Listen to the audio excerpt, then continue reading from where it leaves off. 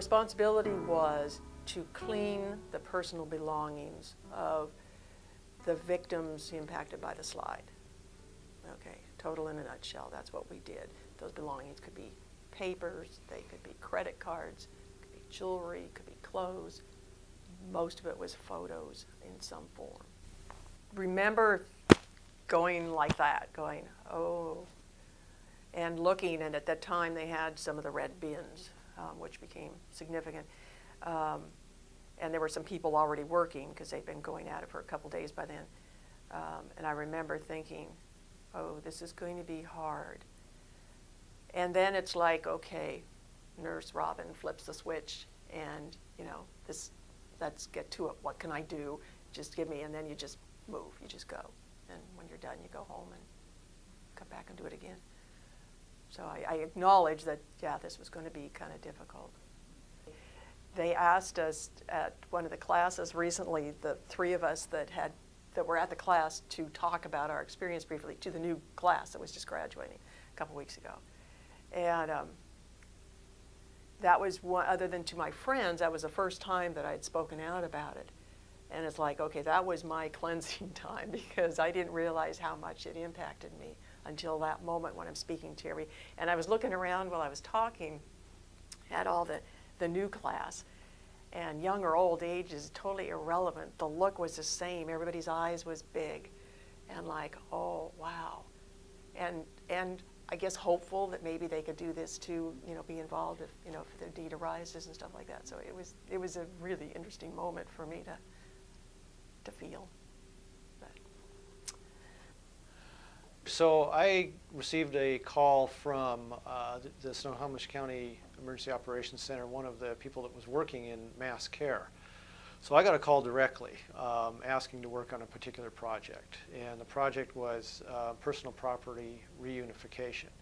So the situation was that they were looking at opening 530, starting to work on opening up the highway, and they realized there was going to be a lot of personal property discovered in the process, and how was that property going to be handled and ultimately reunited with whoever the appropriate party was to claim it.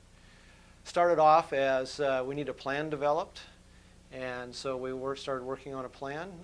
That turned into we need to put something on the ground and get it up and running. So we actually went from developing a plan for which we didn't have a good template to work from. We were in contact with FEMA, we were in contact with people with experience from Joplin, Missouri, and other hurricane-related disasters where property reunification is it's part of the process. But no one had really dealt with personal property that had been through a blender. It was mixed up with mud, it was mixed up with other debris, and really needed to be sorted out, cleaned, and restored. So this was more than just picking it up and setting it aside. So we took some advice, collected as much information as we could from others, and rolled that into a plan. Worked very closely with Snohomish County Sheriff's Office, who were just fantastic people to work with, because they were responsible for what we ultimately ended up calling Class 1 articles, and we had two classes, Class 1 and Class 2. Class 1 articles were valuables, firearms, regulated items, things that the sheriff would normally handle.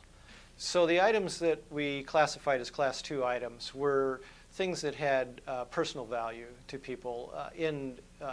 Pictures are a good example. So jewelry, if it's high-cost jewelry, very valuable jewelry, that would have went to the sheriff's office. If it was more, I guess you would call standard jewelry items, photos, personal things that might have a personal connection with people. Appliances were not included.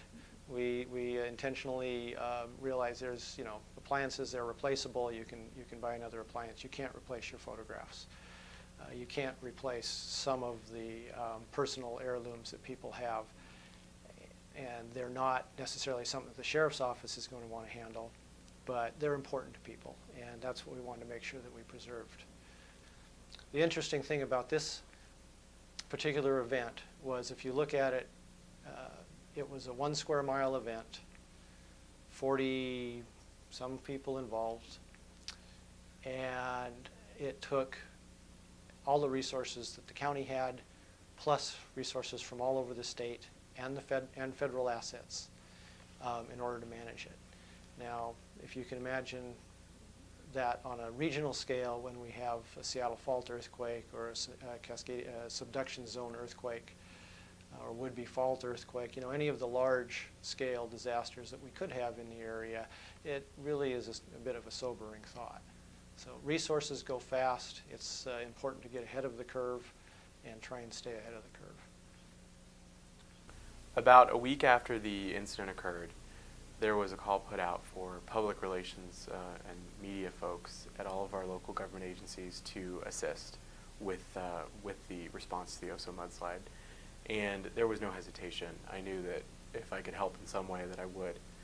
So about 10 days after the incident, I was called to serve at the Emergency Operations Center in Everett and worked there for 3 days. And during that time, I served as a public information officer and on one day as the external affairs manager. And what that means is we were working with the folks in the EOC and out in the field to help inform the public about what was going on, to work with media to facilitate their stories that were coming out of the incident, and to reassure folks that this was being addressed and we were helping to alleviate the suffering that was happening in Oso and Arlington and Darrington. One of the things that we learned from this incident, from the Oso mudslide, is the importance of social media in the event of a disaster and the aftermath.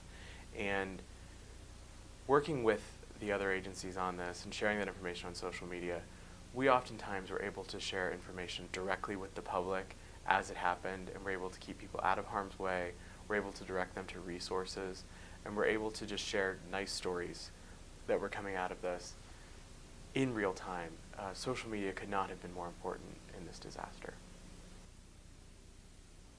On day one, going back, there was 8 people rescued by helicopter that day, and some by homeowners that were actually there. I talked to a couple people that had actually done rescues themselves, and that was very enlightening to hear that.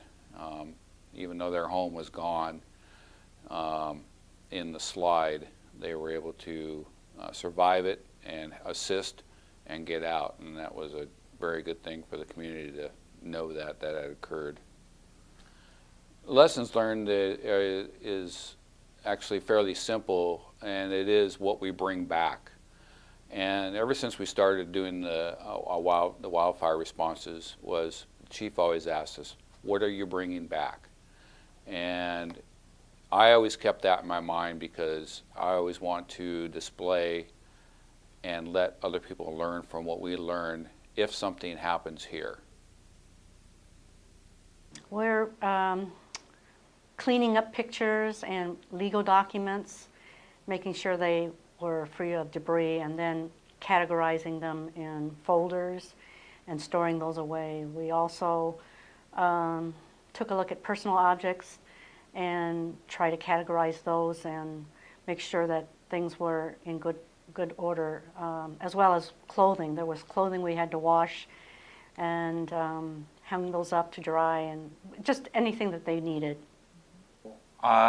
The main goal, and in fact this is why we were willing to help, is that these items, once they're cleaned up and go through their processes that they have, they're trying to find their rightful owners. So we feel, I guess, very fortunate to be able to try to help the people up there that have went through so much.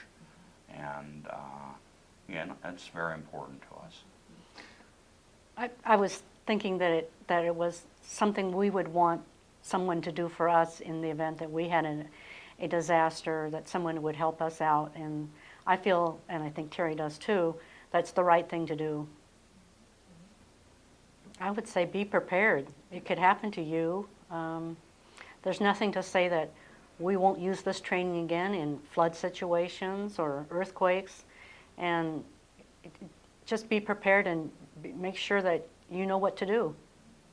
I would say we're very lucky in this area. We have a really strong CERT program. People seem to be very, very willing to help one another. Get involved with some of these programs. Go out and be a part of the community. Take some of this training.